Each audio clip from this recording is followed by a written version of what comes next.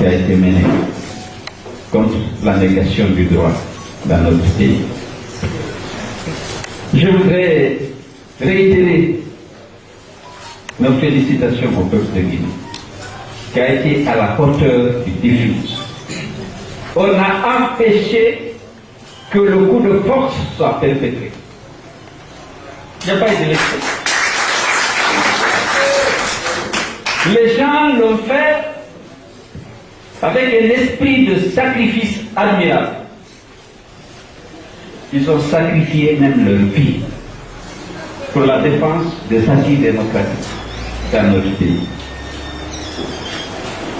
Ils méritent les félicitations du FNDC du peuple de Guinée et de tous les hommes épris de paix, de justice et de démocratie. Aujourd'hui, le gouvernement est embêté parce qu'il a envie de légitimer sa mascarade. Lorsque j'écoute ces porte-paroles, mais je tombe de lui. Parce qu'on veut justifier l'injustifiable. En disant ça s'est bien passé, à Mali seulement 14 bureaux de vote n'ont pas fonctionné. Il y a 21 bureaux de vote, soit 5% qui ont travaillé à Mali.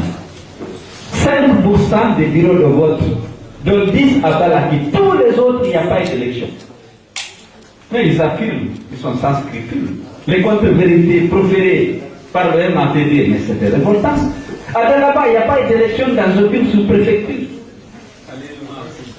Alléluia, il dit qu'il y a eu que quelques bureaux de vote, 2 ou 3, que tout le monde a vu. Mais ce qui est aujourd'hui plus révoltant, c'est Alpha Condé qui réchauffe son instrument actuel de division. Pendant longtemps, la répression, ça a été reconnu, c'était dirigé contre une communauté parce qu'il voulait dire que toute la Guinée est avec lui, sauf une région. Vous regardez les statistiques, on a tué des enfants de moins de 20 ans, ciblés. Lorsque la résistance contre le troisième mandat a été faite en forêt, non, on s'attaque à une communauté. On les assassine, on les tue, on les brûle vifs. Et on développe cette théorie que c'est une communauté. Ce n'est pas parce qu'un opposant à son système est ressortissant d'une communauté qu'on peut considérer que cette communauté mérite la guillotine. Mais il s'est attaqué à toutes les communautés ici. Quand M. Ousmane Kata a été esprit de l'Assemblée, parce qu'il a été attaqué la communauté mandée, ils ont fait une déclaration. Mais c'est lui qui disait, en 1993, que tout Malinké qui vote pour Lansana Conté est un bâtard. Je donne l'Assemblée à la forêt, la primature à la Basse-Guinée, il est toujours dans ça. Il faut que les Guinéens veulent être unis. Nous voulons une république des citoyens. N'acceptons pas de tomber dans le piège d'Alpha Condé, comme les autres l'ont dit. Aujourd'hui, en forêt, c'est le calvaire. J'ai entendu un baron du système dire que Chérif Abdallah n'est pas guinéen et mauritanien. Pourquoi il ne s'est pas adressé à Alpha Condé? Oui, pourquoi? Parce que Chérif Abdallah est né à Labé, à Dakar. Moi, j'étais à son baptême tout jeune avec mon père. Pourquoi il ne s'est pas adressé à Alpha Condé? Puisque si le père d'Abdallah est venu de Mauritanie, celui d'Alpha Condé est venu d'ailleurs.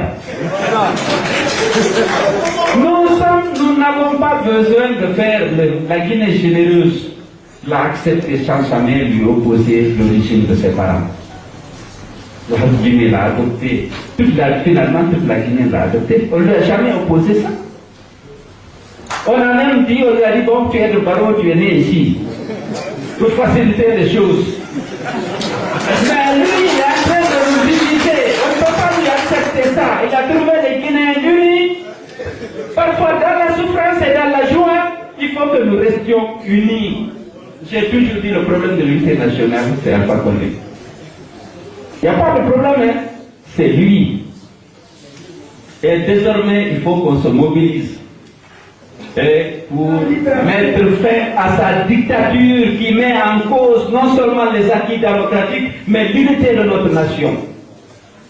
pour promouvoir la tolérance, la confiance et la fraternité entre tous les fils de Guinée, sans distinction par rapport à la sensibilité politique, à l'origine ethnique. Nous devons être fiers de la diversité linguistique et culturelle de la Guinée. C'est une richesse énorme. Ça ne peut pas opposer des gens. Restons mobilisés pour mener ce combat contre la dictature, parce que certains pensent que c'est acquis. C'est pas, le peuple de Guinée reste debout contre la dictature, contre le coronavirus. Mais comme l'a dit Sylvia, il faut qu'on se mobilise pour respecter les consignes de l'OMS.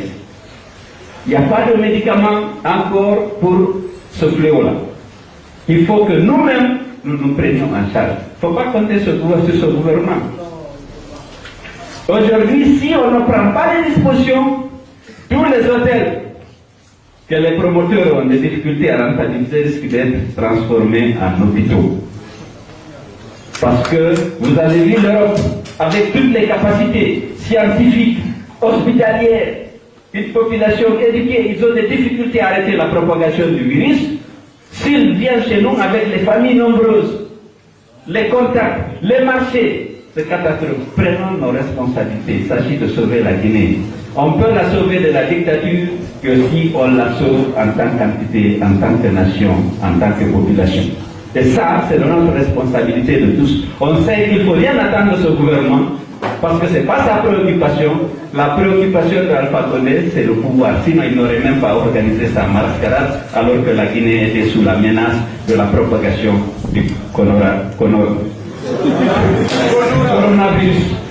Donc, je vous invite, mes chers compatriotes, à rester debout pour défendre notre unité, pour défendre notre vie et notre santé, mais pour nous défendre contre la dictature de Alpha Condé. Je vous remercie.